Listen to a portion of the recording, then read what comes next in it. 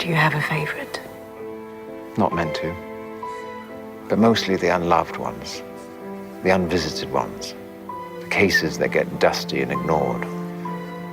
All the broken and shunned creatures. Someone's got to care for them. Who shall it be if not us? Yes.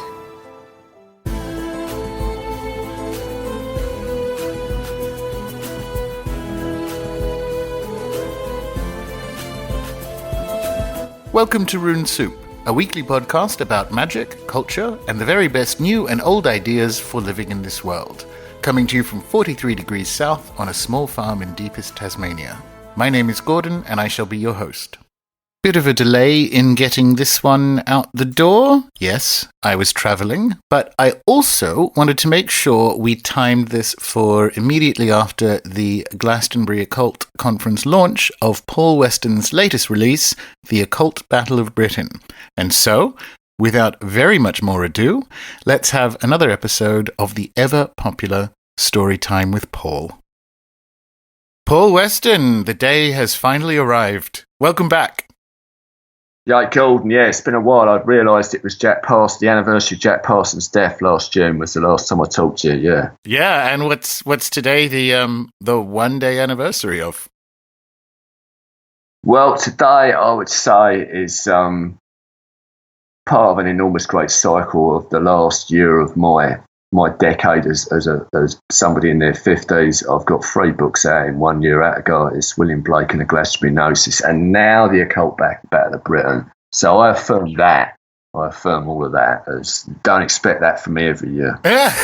No, I've been there. I've been on the 3-book train. This one I'm very excited for because I'm quite sure you mentioned it. It's been gestating for a while. I'm quite sure you mentioned it one of the first times we actually met in person. Yeah, 8.5 years in terms of writing it, yeah. You know, and a lot longer in terms of the psychic gestation. And I've made a point this time, you know, for your global audience, it's up there on Kindle, people. You know, you can grab it wherever you are if it seems of interest. And because it's a Paul Weston book, it comes with many wild stories in the writing. So maybe we start there. Yeah. Okay. So I'm going back to 1978. Okay, I'm 19 years old. I've just completed an A-level in modern history. I've dealt with the Nazis. I've read Alan Bullock's classic 1950s biography of Hitler. I've got all the actual details of the history pretty well established in my head. And then I came into contact with an anthology called Drugs and Magic, which was by a guy called Andrews. He also did one called Drugs and Sexuality.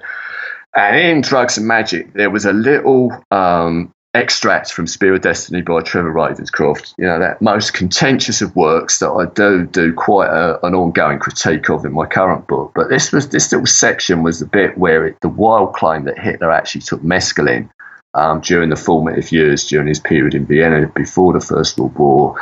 And this opened up all his centres of vision and set him up for, you know, various possession and demonic encounters. And it was absolutely wild, but I thought to myself, you know, is it possible that was the case? Something obviously happened to mutate his head from Mr. Comparatively Ordinary into somebody that's got quite a bit of psychic voltage. It just made me think, here's a subject that I'm interested in, and that was like me being primed, if you like, for the topic of Nazi occultism. And I first kind of really came to it. It was during the period in 1981 that I write about in Avalon Atlantis. I've been busted for acid and dope and speed at Stonehenge, and I was set up to go to court in Salisbury, and I didn't know if I was going to go to prison for it. And for some reason, you know, maybe I'm just feeling a bit morose, but I read John Toland's 1,000-page biography of Hitler. I read the autobiography of the Commandant of Auschwitz, you know. But somewhere in all of that, I came across a book called Gods and Beasts, The Nazis and the Occult, by someone called Dusty Sklar. And this was my first kind of introduction to this. And I rapidly went through Morning of the Magicians and Satan and Swastika by Francis King and all this sort of stuff. And then in 1982, I went to a fancy dress party and I'd done some acid. and a guy turned up who was like this local hard nut, and he's dressed in a butcher's apron that's covered in blood, and he's got a meat cleaver with him. And, anyone that's kind of taken LSD can understand that this sort of thing would, produce a few twitches in anybody. So my response was to just sit down in a room and close my eyes and kind of pretend it wasn't there. And when I closed my eyes, I just see this panoramic scene of like Operation Barbarossa, Panzer tanks going across the Russian steppes. And then I saw, weird Nazi Grail knights and all kinds of stuff. And, the guy with the meat cleaver, fortunately, didn't play up. I opened my eyes. Eventually, I start to come down. Now at this point, I've done drugs, I've done acid so many times. I know what the difference is between a hallucination and something that's really happening in enhanced perception. Hours later, I'm walking home alone. It's about 3 o'clock in the morning, and really weird shit is kicking off. Lampposts are going out literally as I'm walking past them. I've synchronised with that, and then somebody's front gate just starts opening and shutting, slamming, opening and shut. And then literally a light goes on in an upstairs window, and this woman comes up to the window and starts screaming. And I'm thinking, what the fuck is going on here? This basically alerted me to the fact that there was some severely psychoactive stuff that was being stirred up by this.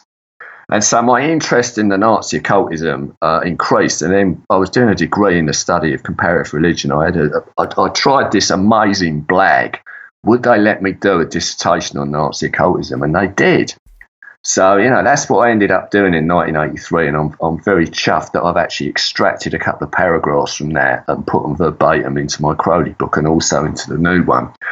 But the thing about it was that it had to be handed in at the latest by April the 30th, which is a date which I'm well familiar with because it's called Purgis Night, and it's the date that Hitler killed himself. And I was working pretty slowly on it. And I knew that I was going to go back to my home in Essex and go to somebody's wedding on April the 30th. But my girlfriend at the time said, look, if you finished it by then, I'll cycle round the professor's house and drop it off to him. So that's what I left it with. And I went back to Essex, went to this wedding, and then I had to go to the reception in the evening. I ended up on my own going on a journey by bus, which meant that I was standing at a bus stop outside a pub in Essex. And a car pulled up, just hearing it, I turned around and looked at this car pulling up in the car park. It's only kind of like about 7 o'clock in the evening, and 3 guys get out in full SS officers' uniforms. And I just thought to myself, what? I know this is Essex, man, but this is extreme. This is very, very fucking weird. On the anniversary of Hitler's death, on the day that I'm handing this in, what is all this? And this, all the more so, kind of gave me this sense that this was a subject that wasn't just an intellectual pastime for me. So time goes on. In 1989, I'm part of Andy Collins' EarthQuest group. In September, when it was the 50th anniversary of the outbreak of the war, I gave a lecture to them on my understanding of the Nazi occult theme as it stood at that point. Shortly after that, in October, I've mentioned a little bit about this in my Attic Artist book. We used to go around Andy's on a Saturday night, and it was kind of like a social. And the game we used to play was past lives. Like, let's just sit around and pretend to see if we can pick up on people's past lives. And it's kind of a bit lighthearted. But the people present, there's some mega freaking psychics there, man. And some of this stuff, I've talked about it in Attic Artist. This is when a couple of different people told me that I've been this Babylonian astrologer guy in the past. And this became a major part of my inner life. But what they also said was that I had been a Nazi occultist, and that I hadn't just been any old Nazi occultist. I've been somebody that had been quite close to the hierarchy, to Hitler and Himmler. And I thought, oh my God, that is just what I needed to hear. But it was kind of there, and it was there in the background. And I just I didn't suppress it, I didn't fear it. I just thought, well, if that's true, then there's going to be more. There's going to be more things that are going to happen. So I left it, and then when I went through the sequence of doing, various Reiki initiations and so forth, it kind of really came to the fore again, and other people started picking up on it. And in January 95, when I did Reiki Master in Glastonbury, I pretty much went insane on it. This was the same period of time that it was the 50th anniversary of the liberation of Auschwitz. I must have watched more Holocaust documentaries during that period than anybody on the planet. I just watched, hours and hours and hours and days worth. I think I watched most of the show during that period, and I kind of had this real weird state that I was getting into, where I was imagining all the people that worked in the office I was in, just with their heads shaved and striped pajamas, running along to the gas chambers. And then when I was out in Southend in my lunch break, I just imagined everybody that I saw, all with their heads shaved, all in their pajamas, all running to the gas chambers. I thought, this is getting a bit much. And this was all in the run-up to a period of time where I was going to get a redundancy payment, and I was going to use that money to try and move to Glastonbury. So I left my employment at the civil service on April the 30th, interestingly enough. And a few days after that was the 50th anniversary of the end of the war in Europe.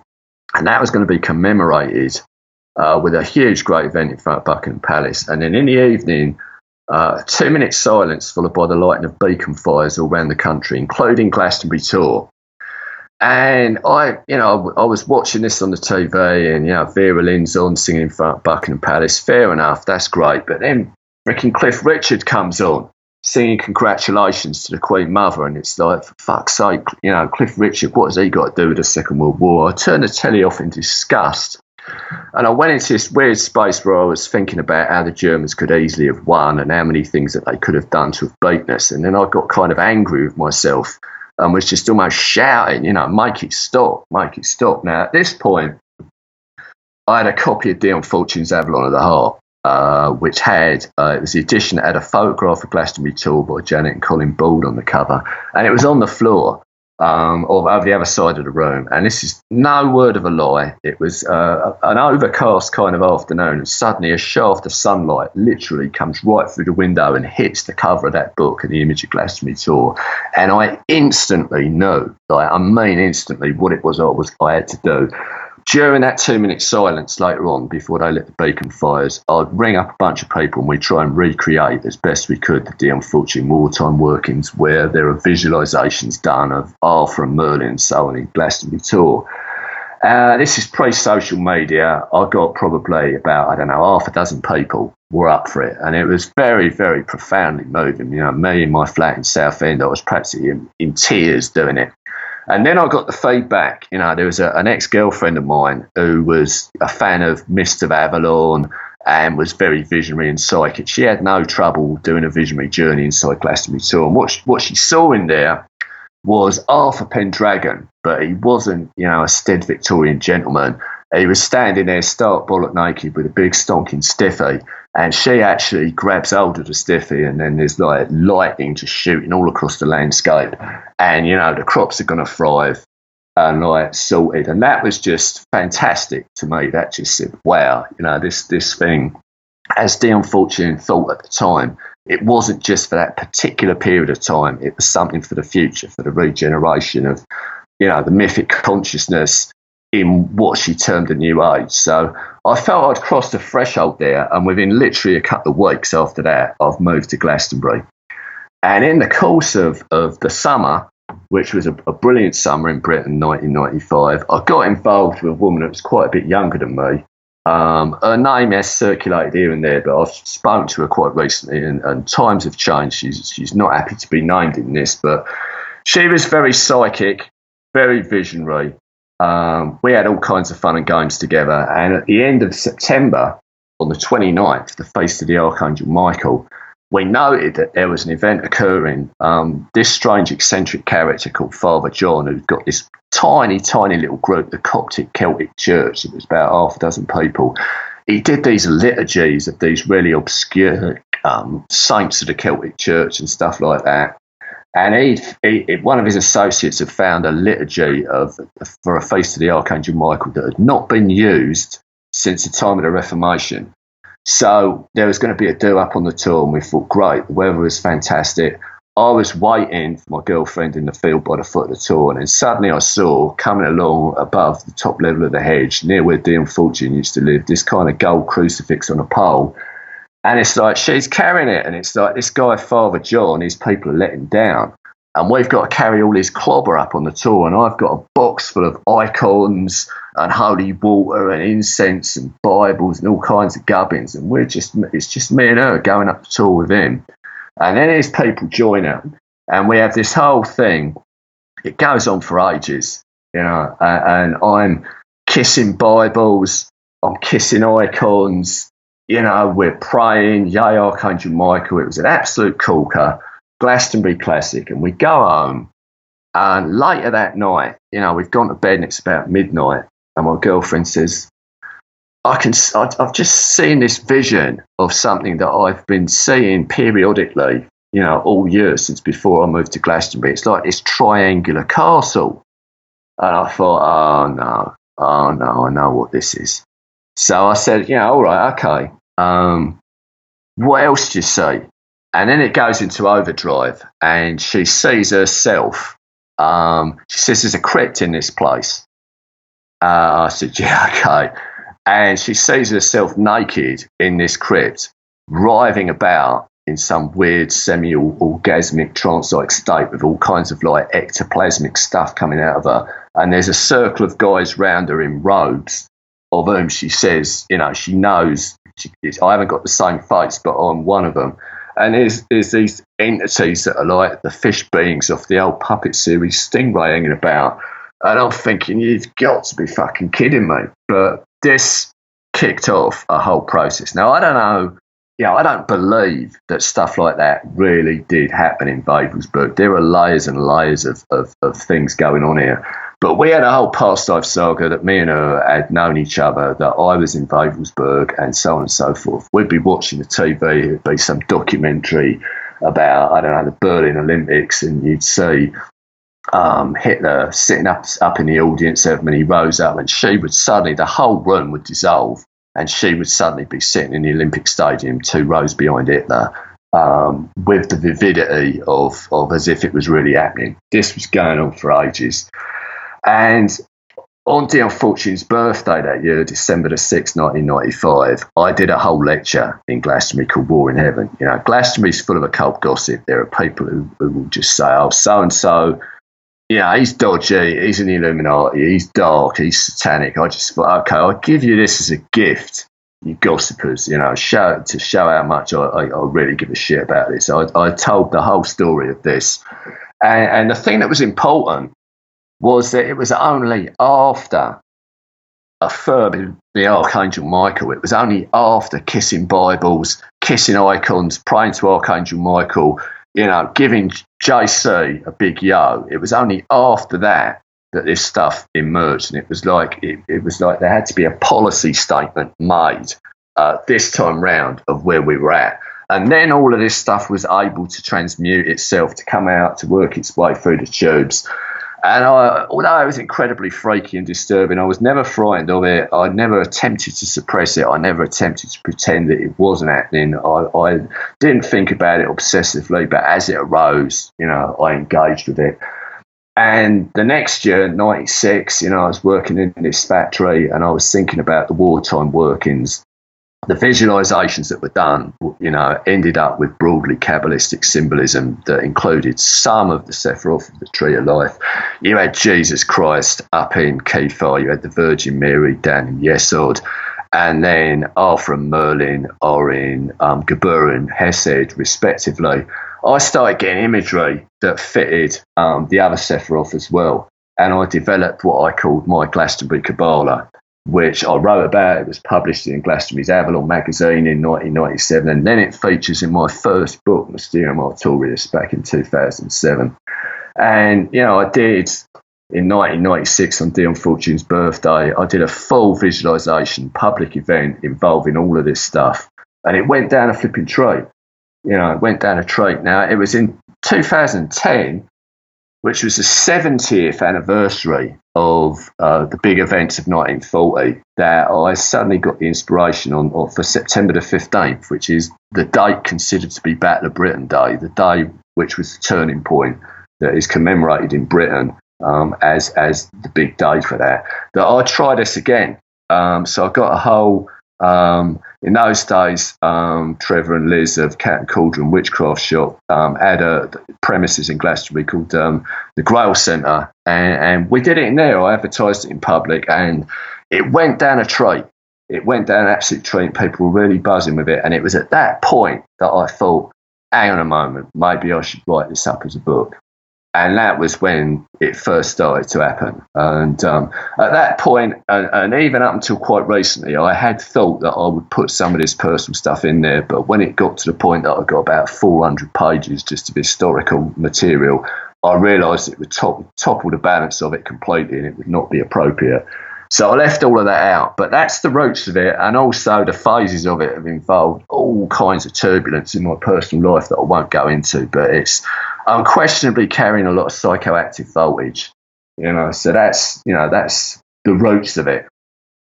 Do you think it's interesting that you kind of going back to the Archangel Michael stuff and generally writing it in Glastonbury, do you think that was kind of like a shield that allowed you to write it? Given that, I mean, we should probably talk about what the Occult Battle of Britain actually was. But right, okay.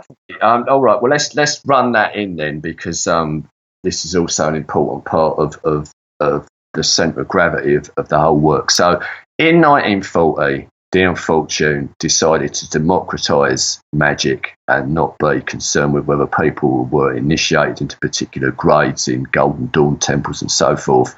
Because of the severity of the situation, she basically had a mailing list, and anybody who was up for it could be part of it. And they would send out at the start of each week basic ideas for visualisations. This first started in October 1939, and the idea was that they would allow, they say to people, all right, concentrate on a red rose on a cross of gold or whatever, and gradually details developed. At first, they were in London, and the Dion Fortune's HQ in London. She had bases in Glastonbury and London. After a couple of weeks of this, somebody just says, look, I just keep finding myself in Glastonbury. I can't get away from it. And so they think, yeah, great, that's perfect. And it gradually develops that they've got this huge inner landscape inside Glastonbury Tor, and there are sort of different coloured rays of light, and the masters are there and so on. But by the time we get round to just before the German attack on France, it's developed in its full form, which is, basically, if you think of a rose cross, or if you're a Golden Dawn initiate, the full detailed form of that. That's kind of like in Tifereth. Above that is JC. Beneath is the Virgin Mary. Either side Arthur and Merlin. You've got an equilibration of Glastonbury's pagan and Christian heritage. And there's also, at various points there, imagining enormous great Titanic angels standing guard on the shores and so on. They're sending all of these messages round. And what fascinated me, because I've had, these weird experiences, because I knew about Nazi occultism, is that they didn't know that Himmler had a Grail castle at Wavelsburg. Wavelsburg's a completely unknown commodity to these guys, to everybody in this country. British intelligence don't even know about it. And Dion Fortune's work at that time is the culmination of 50 years of the gradual rebirth of Glastonbury. And in her little book, Avalon of the Heart, that she put out in the 30s, she gives a nod to the likes of Wellesley Tudor Pole, Frederick Bligh Barnes, people like Alice Button. They're all part of this bunch of characters that are written about in Patrick Benham's book, The Avalonians. But I realised that, Wavelsburg was also the culmination of 50 years' worth of development from a whole bunch of real strange characters called the Ariosophists. So I conceived of the idea of, would it be fruitful to cross reference the timelines? I created a Microsoft Excel spreadsheet, columns for Glastonbury in Germany, add all the years from about 1875 down to about 1939, and I just read Nicholas Goodrich Clarke's Occult Roots of Nazism again. I read Patrick Benham's The Avalonians, and anything that looked remotely interesting, I just entered it on this spreadsheet. And when I finished it, I read across the lines, and I thought, well, does this indicate a strange convergence towards 1940, already in motion decades before? And I entirely satisfied myself that was the case. And what was intriguing to me about it, Rudolf Steiner was also very much part of it. Wellesley Tudor Pole was very big on the Archangel Michael. Rudolf Steiner basically attributed tremendous significance to the the writings of Abbot Trithemius, who had said that there are different ages of humanity, of the human race, governed by different archangels. And it was kind of like the 2012 event of the 19th century, that 1879 and in some cases 1881 was the time when we switched over to the rulership of the Archangel Michael, and that we were going to have, a war in heaven type scenario. Now, having just published my Aleister Crowley and the Inner Horus, which was very big on Robert Anton Wilson, reality tunnel experiments, I thought, well, I've got a lot of mileage out of this idea of the Inner Horus. Let's do the complementary. Let's do Dion Fortune and the Eon of Michael. And that was what the book was called for the first couple of years I was doing it. I even got a cover mocked up with that title. And the Archangel Michael stuff remained absolutely fascinating to me as a zeitgeist thing, and as a frequency to tune into, that was, very, very fruitful in terms of the material that I was able to bring forth from it. And the Michael stuff kind of runs sort of deep in the area, doesn't it? I mean, when you look at the development, which is, I guess, post 1881, of the Michael line and other like ley lines understandings of British geography. It's very mysterious. I mean, oh, hang on, what's happened there? Have I lost you there? I'm still here. Oh, it's all right. I got a weird message across the front of the screen there. Okay, so my friend Yuri Leach has recently written a book on the terrestrial alignments of Dion Fortune and Catherine Maltwood. It seems that Dion Fortune was quite possibly aware of what we now call the Michael line, and that a few people were at that time. But what's intriguing for me, the multi-levelled perspective on what's going on in 1940 in Glastonbury, is that this inner plane realm, is all happening inside a locale that's got a chapel on the top of it that's dedicated to Archangel Michael. And the inner landscape, I've talked about inside the Rose Cross, Arthur, Merlin, Jesus, Mary. There's also further layers of it become apparent as we get nearer to May 1940. There's the space on top of the Tor, which is, where there was a church and a monastery, is the place where there is an inner plane Grail chapel. And if you kind of hang out in there, you can commune with these strange characters, who are kind of the Watchers. They're not Watchers in the Book of Enoch sense of Watchers, but it's terminology that Bly Bond brought forth. These guys look out over the world historical process. You can see the ebb and flow of the tides of the drama being played out, and if you hang out in there, it's maybe a bit intense. Now, what I found, the nuance, if you like, that I got is the, from the perspective of, okay, we're now in the epoch of the Archangel Michael. You have this place on this high hill, one of the most, apart from probably St Michael's Mount in Cornwall, in this country, the Tor is probably the most famous dedicated place to him, that this is where you actually look out and get your world historical perspective in 1940 from. You go up there in your imagination to an inner Grail chapel, and you see the drama being played out there. All of this are nuances. Dion Fortune's got pretty much bugger all to say about the Archangel Michael. So on the one hand, there's that, but she's on the mailing list of Wellesley Tudor Pole. There's a lot of interaction between her and Tudor Pole, and as far back as 1928, Tudor Pole has been down to St Michael's Mount in Cornwall and had experiences of, various entities, various dudes on the blower to him, telling him to fire up the Michael sites. And he goes all around the country doing this, and he sends out to his mailing list in the late 1920s about doing this. Dion Fortune's on that mailing list. We know that. And she wrote an article called Power Centres of Britain that's published in the Occult Review in 1931. And that, can be seen alongside Avalon of the Heart and alongside Wellesley Tudor Pole's work there. And then, they come back together again in 1940 because Tudor Pole orchestrates the Silent Minute. All of this is kind of, worked through in what I've written there in the book. Yeah, it's interesting. I remember the first time you started telling me about the book years ago now. It's interesting to take it back into the 1800s because there, in that very Paul Weston way, there are curious differences and alignments in timelines around the development, not just of Nazi occultism, but Nazism in general, and events that time with the writing of Mein Kampf and so on, that kind of weave into this unusual off-axis timeline, I guess? One of the themes that I've run with that's absolutely fascinating is the so-called British Israel movement. Britain, at the time of the peak of the British Empire, having a sense that it is kind of got a spiritual responsibility to, lead Israel back to the promised land. That in fact, maybe some of the lost tribes of Israel are actually the British. There's some stuff that's really cranky, but these guys have got a lot of resources.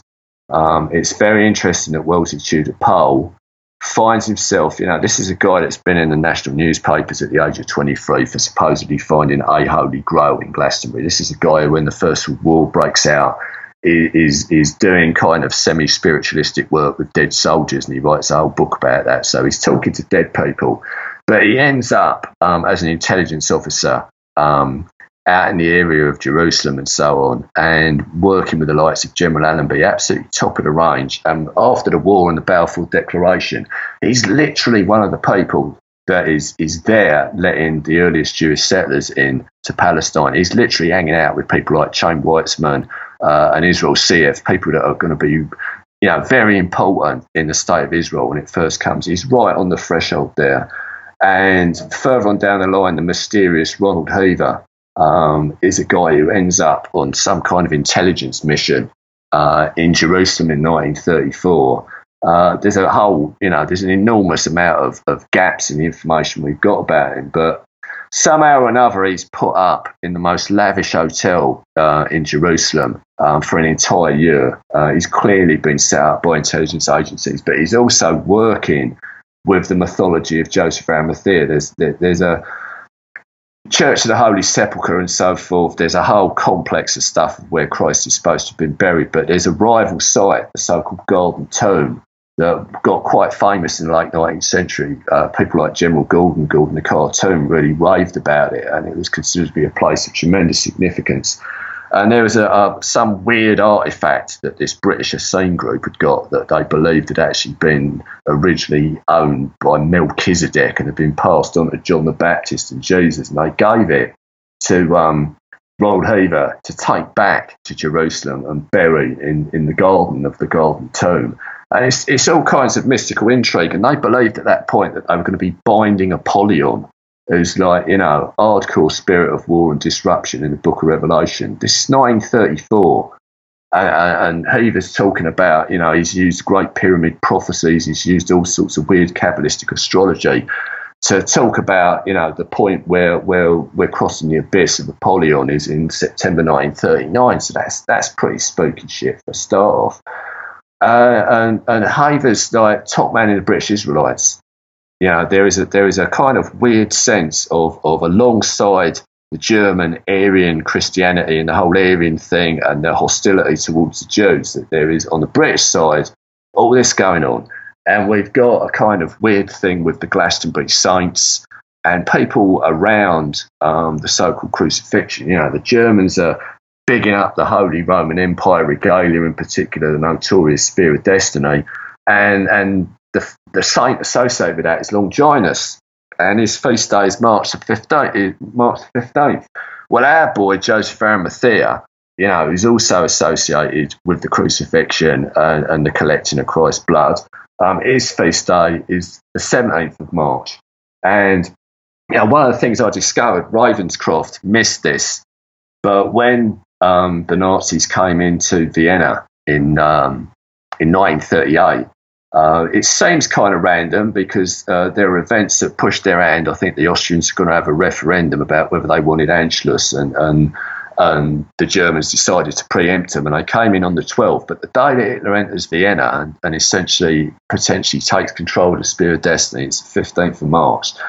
Now, on the one hand, I'm not going to make too much out of that, but what's very intriguing is a year later, the first big-ass gamble that he takes is when he invades the remainder of Czechoslovakia after he's been given the so-called German parts of it with the Munich Agreement. The attack on Czechoslovakia, which is the first bit of naked aggression that leads to Britain and France guaranteeing Poland, is on March 15th the next year, again the feast of Longinus.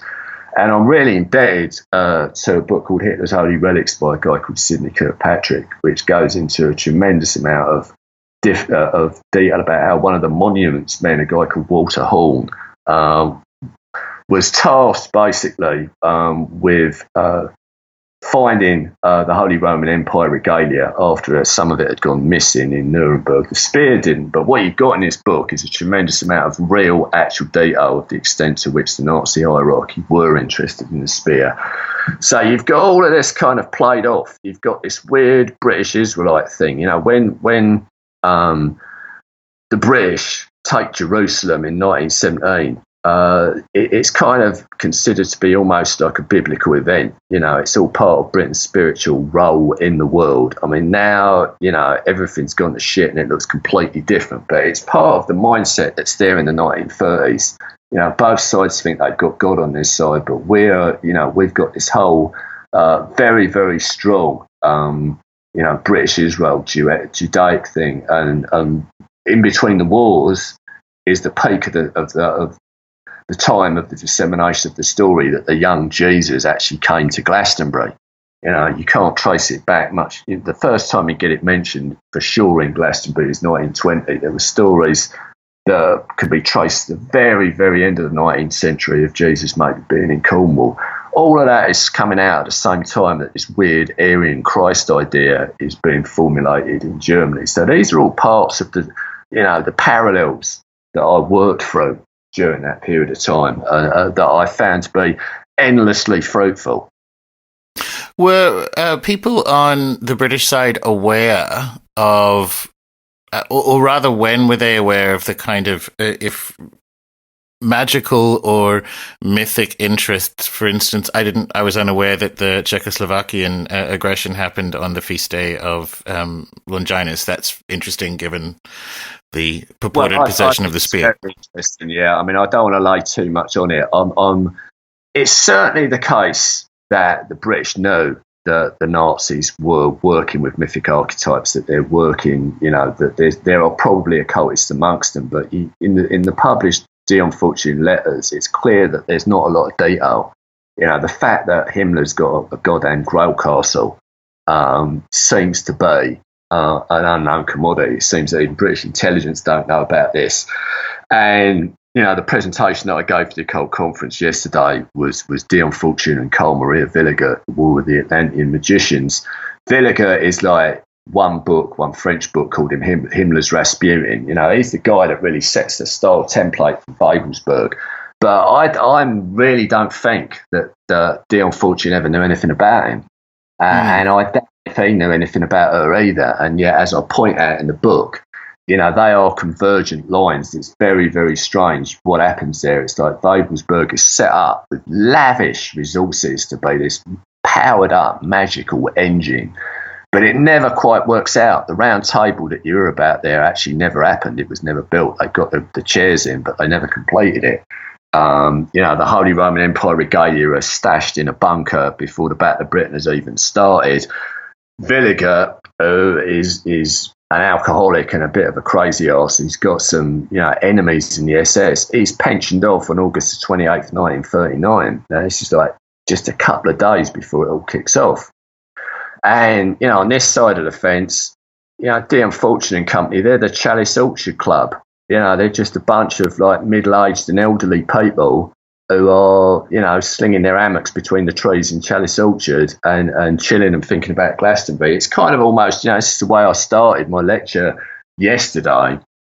The magical Battle of Britain, the Occult Battle of Britain, is not like an Indiana Jones movie. It's not even like a Dennis Wheatley black magic story. It's like a bunch of middle-aged and elderly people, like your Uncle Frank and your Auntie Elsie, after they've had their 11s, they sort of settle down for almost a semi-snooze in their armchairs and try and picture things in their head, which, you've got these young guys up in the sky above them, risking their lives in incredible situations. It kind of almost seems ridiculous, but what I like about, the Morning of the Magicians is a fucked up book in many respects. But one of the things that they say about the Nazi, one of the points they make that is so brilliant and so important, is it was just the everyday people that beat them in the end. They've got this kind of, incredible attempt to breed a race of super beings, but it's just the everyday people that bring them down. But on the other end, the perspective of it, how important all these things are. Wavelsburg never powers up as the full Grail castle to be thrown against, Glastonbury with its Arthurian associations. But in the real material world, the week before Operation Barbarossa kicks off in 1941, Himmler, Heydrich, and a few top guys, they have a meeting in Wavelsburg, probably in the North Tower.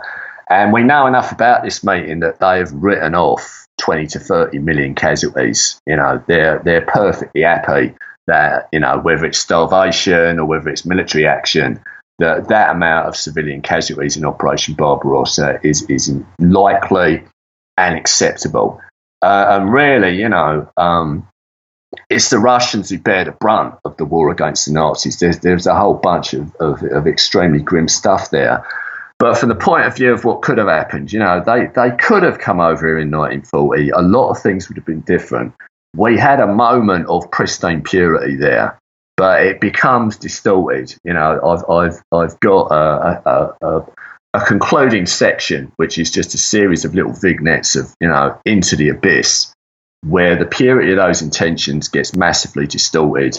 And ultimately, we can say that maybe something a bit dark and strange crosses the ocean to America at the end of the war with all those Nazi scientists. But Dion Fortune and Carl Maria Villiger die in the same week. And in between, in between the dates of their death is the date that the Spear of Destiny is returned to Vienna. So the reason that I've got the subtitle from the 19th century to 1946 is that it's in that week in January 1946 that I have my obvious cut-off point. Now, some people, their temperament will just say, well, so what? But others amongst us all will probably think, well, that is a very strange resonance.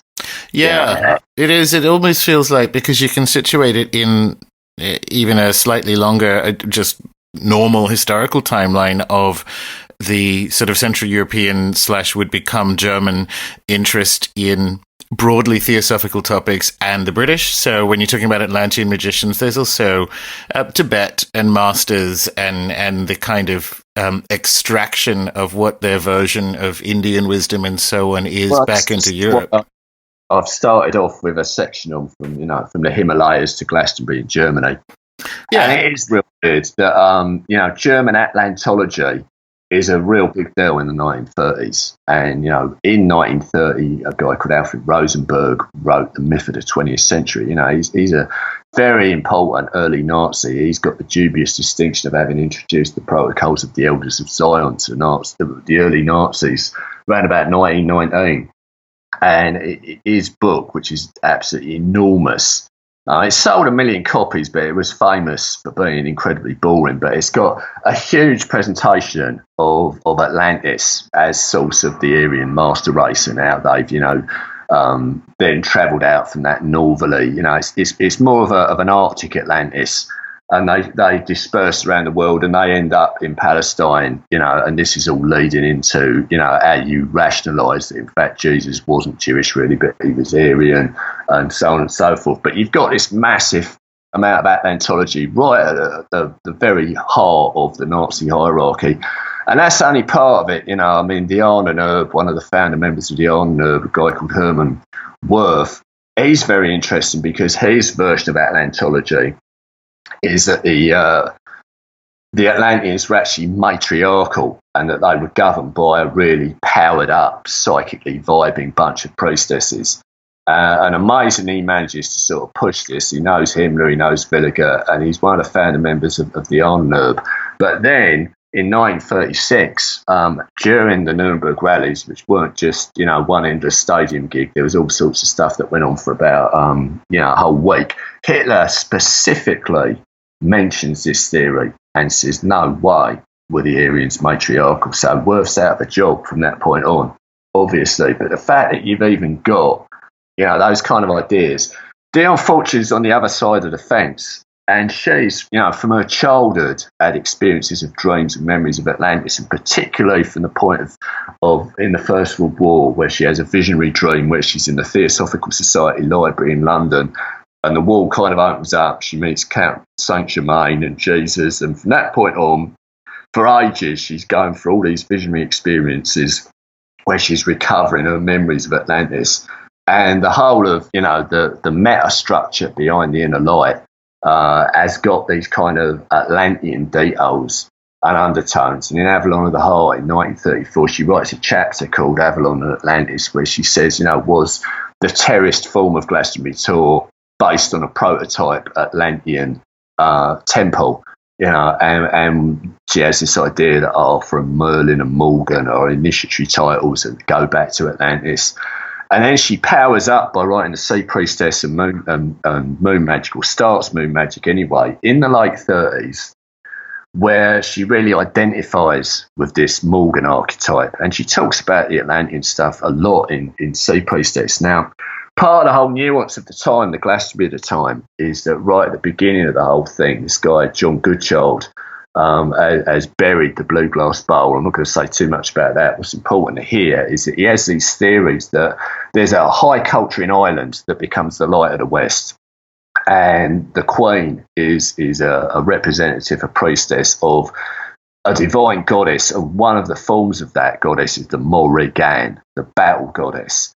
So this is kind of like, Dion Fortune doesn't specifically talk about this, but people who know her magic and how, she works with archetypes and the regeneration of archetypes, it's like that's all in the airwaves of Glastonbury at that time. And if she's got that timeline of Morrigan going back to Atlantis, then what Goodchild is talking about is kind of part of that. And she's essentially activated, whether she knows it or not, she's become the battle goddess.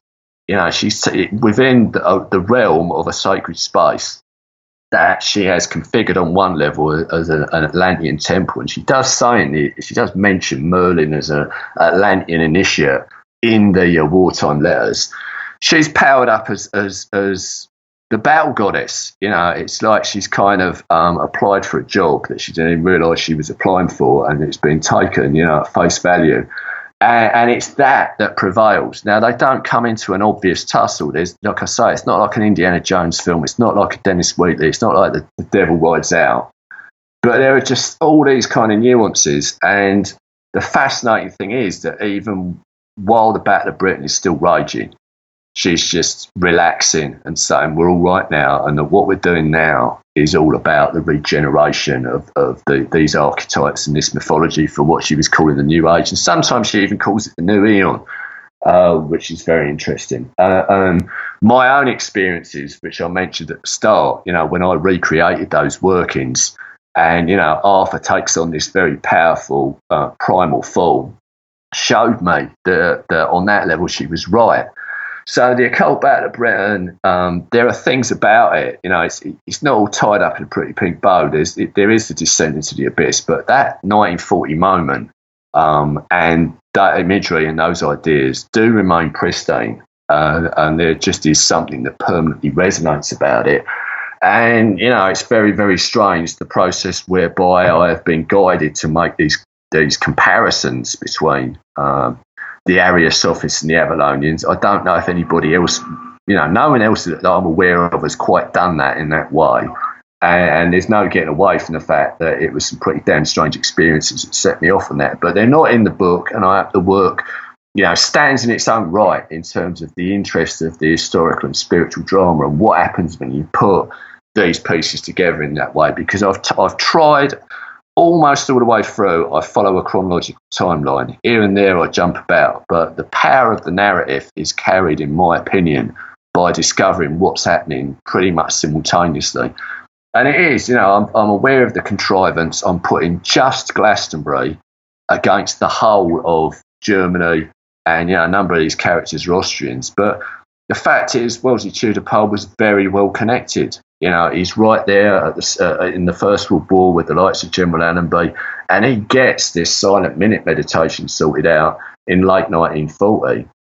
He is able to convince the wartime cabinet that each night at 9 o'clock on the BBC after the striking of Big Ben, there's going to be this minute silence, and this is going to be a time for everybody to commune and seek spiritual communion against, the foe, the evil of the spiritual evil of Nazism.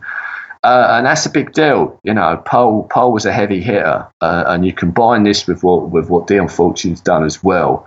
And I think it all hangs together. I think that there is a real potency there, and I'm not quite sure why it's taken this long and why it's coming out now. We're at a time of profound uncertainty. We've got this Brexit goddamn malarkey about to be inflicted on us. There are people that get in touch with me, and they say, well, we need to do some of this stuff again. And there are people who point out what's been done in America, the binding of Trump and so on.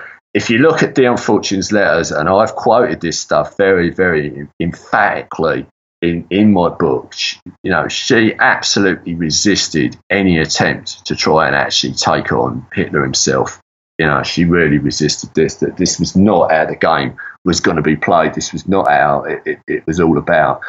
And I think that's a very interesting point to bear in mind. Also, in those days, things were pretty clear as to what was good and what was bad. Nazis invade Britain, bad. Whereas now, I think we've reached a point when, who knows what the fuck is really happening and where some of this is all going to lead. And, what is being played out is very, very difficult to call it and to, involve yourself spiritually and magically in that way and try and work with archetypes to a preordained aim, which is kind of almost, it's come out of the mind. If it's come from the absolute depths in the way that this stuff did, that's different. That's different. Yeah, I think so. Did she have a strategy about not specifically targeting Hitler? Was it a strategy or was it a feeling? Does that make sense? People who said to her, why don't we try and sort of attack him on a magical level? And she's absolutely emphatic, no. It's like the contrast in the First World War. She'd been a young adult in the First World War, and there was a terrible anti-German propaganda. It was absolutely bonkers. Like Dachshunds were being kicked in the street and things like that. That was how mental it was. And I think she was also, people were very conscious that it was as the outcome of how Germany had been treated at the end of the First World War that led to just how peculiar and downright weird it had all got with the Nazis. So her sense is no nation is completely evil. None of these people are evil. Imagine, great dark clouds above the country that are being, dissolved by the light of the angels and the light of the Christ and all this sort of stuff. It has to be said that Lewis Spence, who wrote what was possibly the first work in the Nazi occult genre, which was The Occult Causes of the Present War in 1940, he was of an entirely different disposition. He's absolutely crazed in his denunciation of the Germans as an irredeemably satanic, evil bunch of, people who should be pretty much thrown into a pit of fire. I've got a whole little section in my Finest Hour 1940 piece in the book that deals with Spence and his attitude.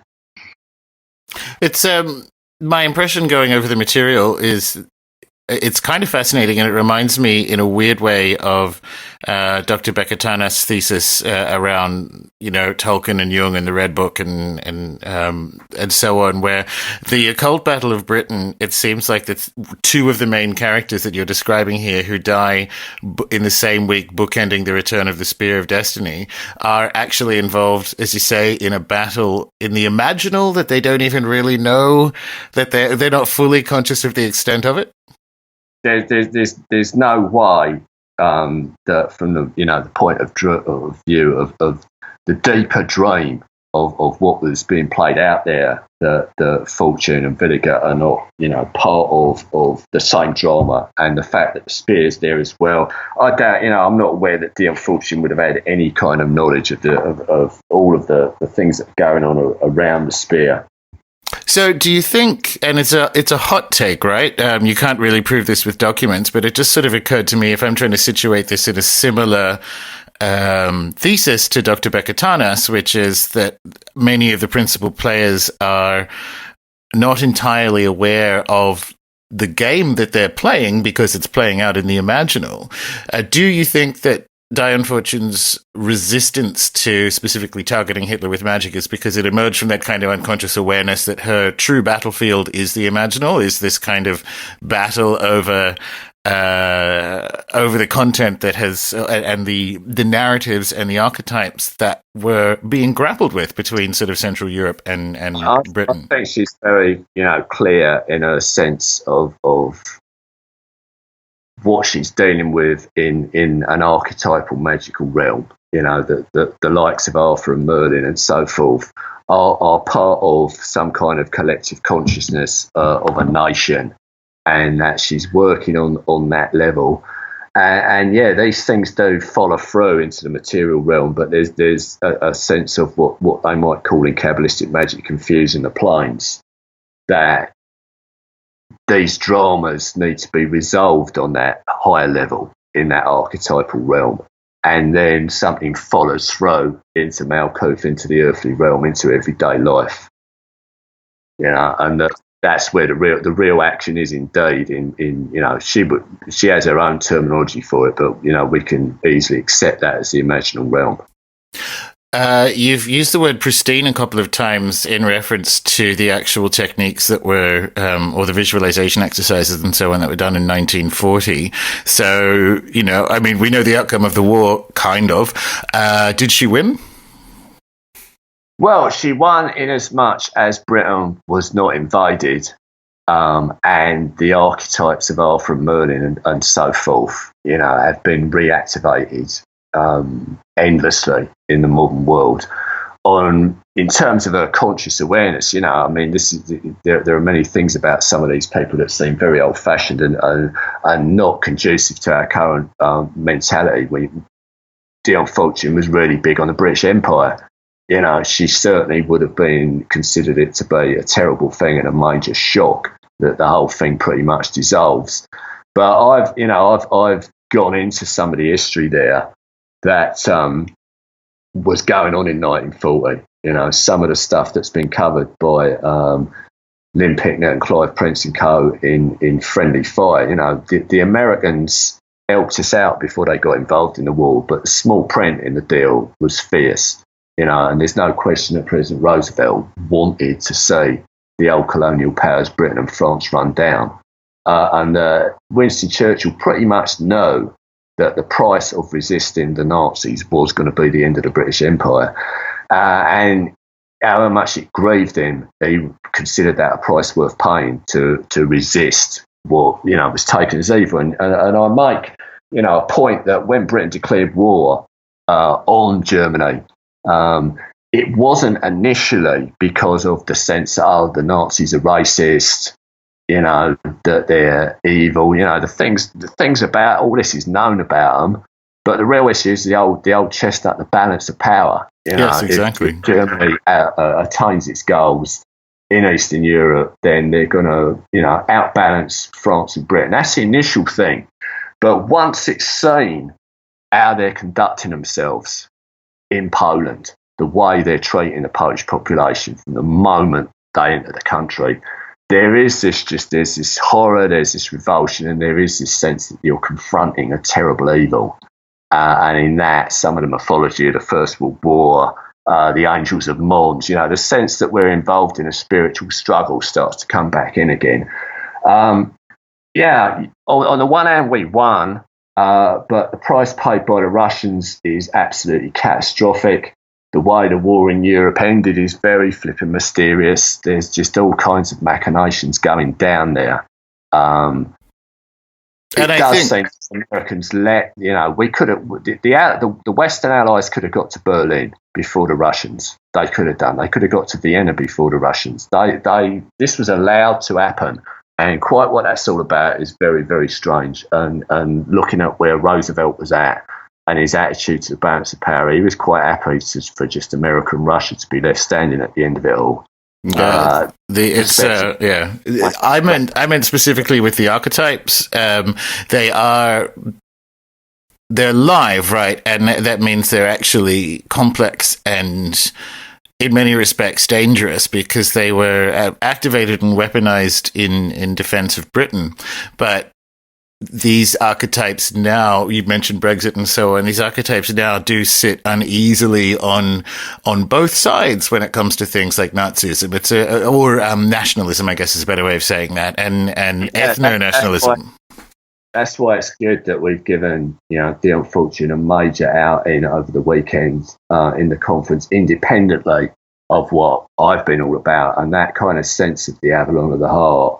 And what she says about the poetry, the soul writes itself at Glastonbury, that this is what, these stories are a doorway into some kind of liminal, numinous zone.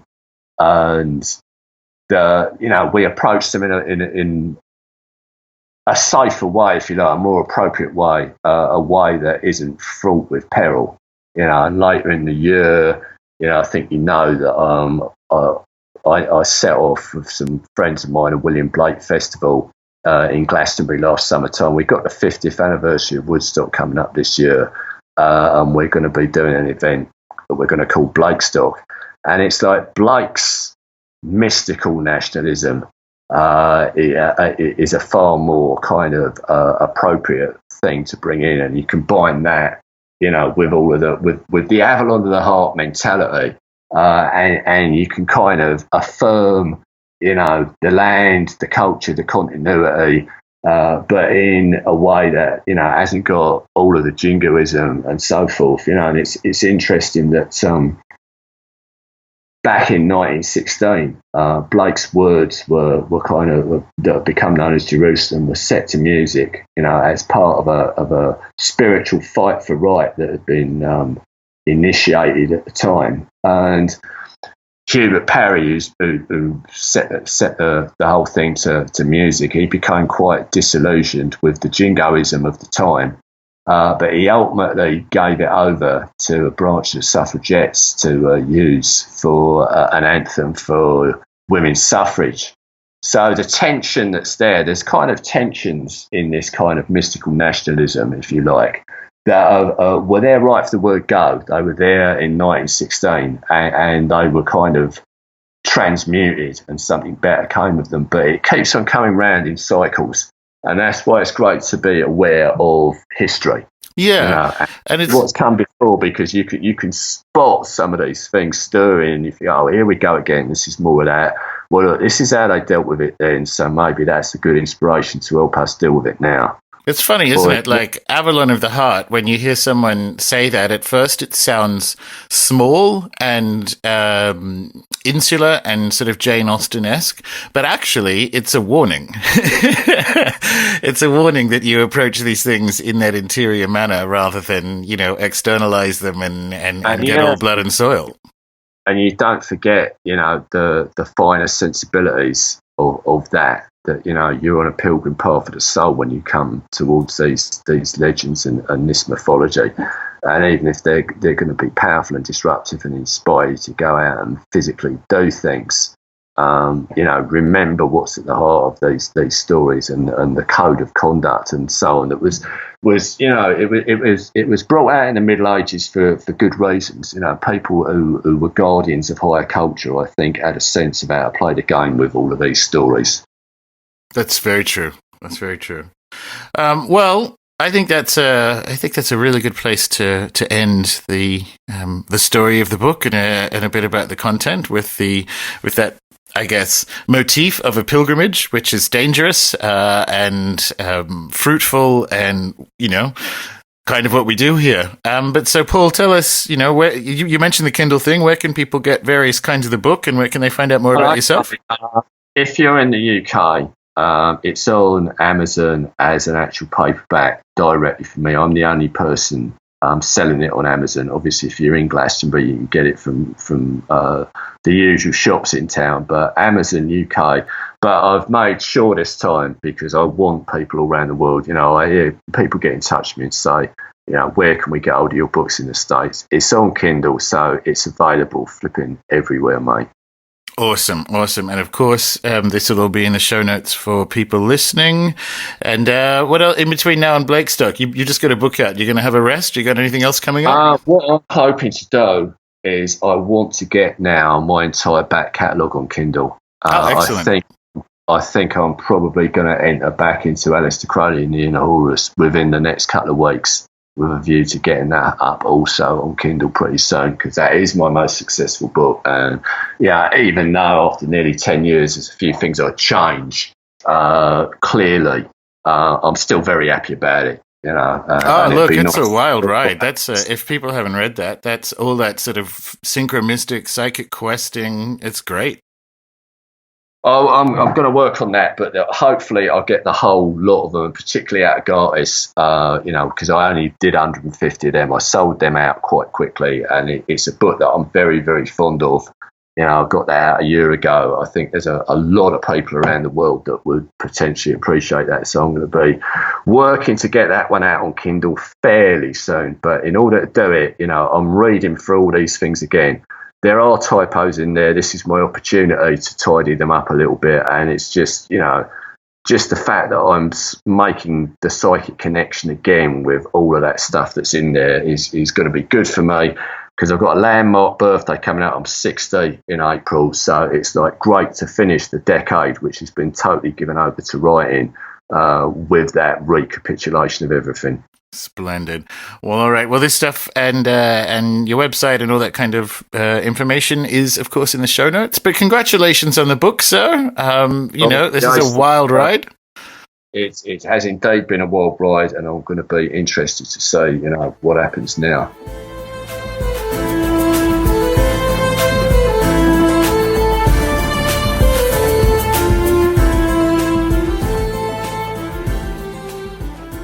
There you have it. Always a good time. And as you know, I'm really interested in that Jungian notion that ideas have people rather than people have ideas. And that clearly some of those ideas are dangerous. What you find, I guess, in all of Paul's work is that same awareness of the at least semi-independent agency of ideas and the imaginal.